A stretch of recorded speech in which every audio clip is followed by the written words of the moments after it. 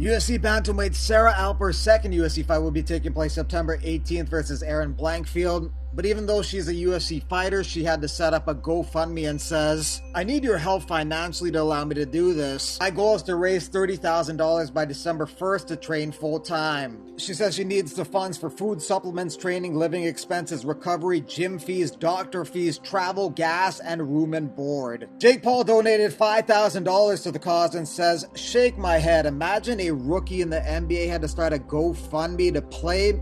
I let Sarah Alpar know she has my support and contribution. It's my honor and privilege to help fellow fighters in any way I can." Paul likes to bash Dana White and his treatment of UFC fighters, so this is another nice shot at Dana again. This probably is confusing to some MMA fans emotionally because a lot of people hate Jake, but they probably like that he's trying to get UFC fighters paid more. And nowadays it's hard for people to hold a nuanced opinion for someone. You either love them or hate them and nothing in between. Another aspect of the MMA world is that it seems like it's the only major sports league where the fans are genuinely concerned about the athletes' finances. MMA fans are sincerely worried about fighter payment being low. While in other sports it's actually the opposite. Fans think players are paid too much and should get paid less. But in MMA, you have a situation where fans care because they feel UFC fighters are getting stiffed. Like recently did a video talking about Mousasi squandering his career by not fighting top guys in the UFC and going for UFC gold. And one of the top comments in response to that was, "UFC tried to pay Mousasi peanuts and he dipped out. Good for him."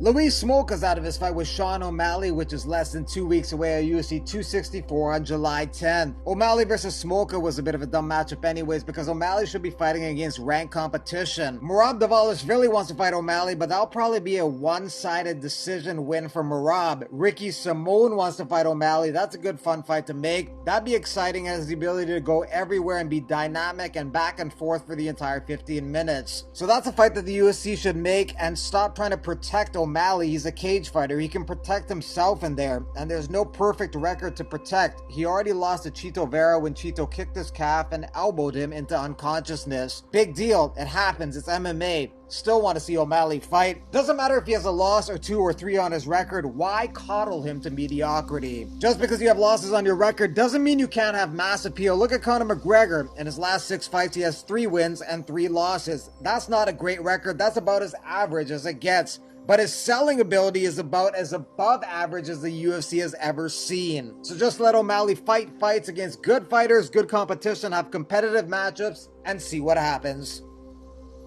Cyril Gane's a -375 favorite versus Derek Lewis. Lewis is a +275 underdog. Think that Gane will win, but -375 is not great odds to bet on him. Lewis ain't a horrible underdog bet considering he has ridiculous one-punch KO power. For this fight, he'll probably be employing a strategy of just making Gane feel safe and then exploding with a powerful punch out of nowhere. He does that from time to time, sort of the same way he delivers his jokes. He'll just be having a casual, lackadaisical conversation and then he hits you with a big punchline out of nowhere. I think that Gane is too slick though to fall for that, but you never know. Of course, anything can happen in MMA, and in the heavyweight division, that's amplified by 1,000. And with hitters like Derek Lewis, that's amplified by another 1,000. On any given night, he can literally knock out anybody in the world. Tatiana Suarez versus Roxanne Modafferi, UFC 266 on September 25th. That's going to be at 125 pounds. Suarez hasn't fought in 2 years. Shame for her, because if she was active, she'd probably be right up there contending for a belt at 115. That division has a bunch of killers like Rose, who's a demon on the feet and also on the ground, Weili Zhang, who's a striking beast, and Joanna, who has excellent Muay Thai, good takedown defense, and a crazy tank of gas.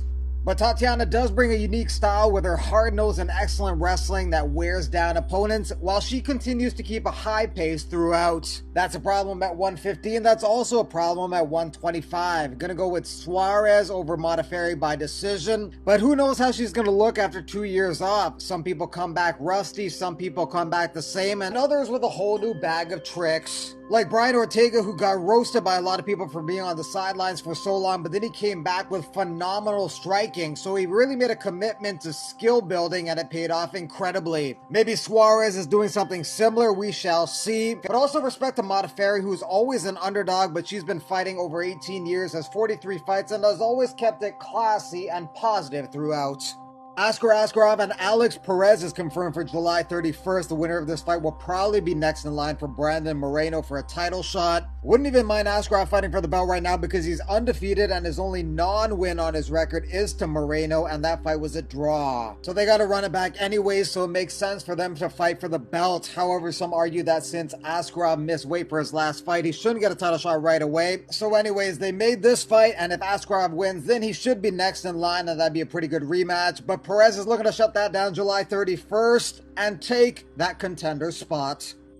The next BKFC is July 23rd with Paige Vanzant versus Rachel Ostovich. Paige is very happy with the amount of money she's making in BKFC compared to the UFC. Guessing that's the same thing for Ostovich. They're bigger fish in a smaller pond in this league. In the UFC, they were small fries in a big ocean. Vanzant's the favorite in this fight. She has more experience with one bare-knuckle boxing bout under her belt. The UFC's taking a break this weekend and not having a show after putting on a show every single Saturday in June. If you have MMA withdrawals, some of the other shows that are on Saturday are EFC 87 in South Africa, Road FC 58 in South Korea, and CFFC 98 in the US, specifically Philadelphia, Pennsylvania. And the UFC returns the following Saturday at UFC 264 on July 10th. The headlining fight is Poirier versus McGregor 3. It's an even money fight on the betting lines right now, both at -110. In the co-main event of the evening, Stephen Wonderboy Thompson takes on Gilbert Burns. Thompson is a -185 favorite. If you believe in Burns, that he has the ability to get this fight to the ground and do well in the stand-up, he's an underdog bet at +150. Greg Hardy versus Tai Tuivasa has a good chance in ending in a KO. The fight of the night, I will put my money on being Michel Pereira versus Nico Price. Two madmen in the cage who are also very skilled and bring a manic energy to the octagon when they fight, so this should be something special. Could be 15 minutes of fury. That fight should be on the main card. Right now, it is not there. That's odd because you got Aldana versus Kunitskaya on the main card, and this fight is 1,000 times more exciting. Maybe the UFC wants to use those two guys to entice people to buy the pay-per-view. Who knows? But look forward to that one.